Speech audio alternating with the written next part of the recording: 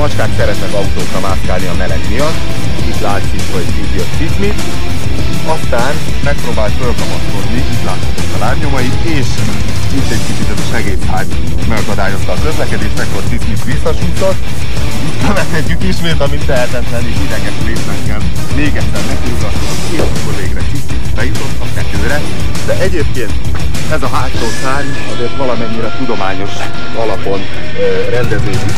Tehát ez a kifli, ahogy lefelé hajlik, ez úgy hozza a levegő újfajta orron, itt középen egy jellegzetes teknőzők a páncél, ami most már egy összesített Subaru motívum lesz.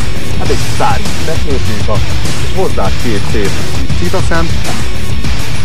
Ennek így fönt a motor tetején van az intercoolere, ez viszi hozzá a levegőt, és egy nagyon fontos újítás most a 2006-os Impreza VRX-hez, hogy emellé a hatalmas és egyesek által kissé már nevetséges méretűnek is tartott hátsó szárny elé raktak még egy kisebb előszárnyat. Hát ez a rallidúzusoknak abszolút öröm. Ez egyébként egy 2.5-ös boxermotor turbóval, ami Amerikában 300 ló, nálunk 280 gyárilag, hát ez már egy okosított verzió, ami állítólag 500 Nm és körülbelül 360 lovat tud.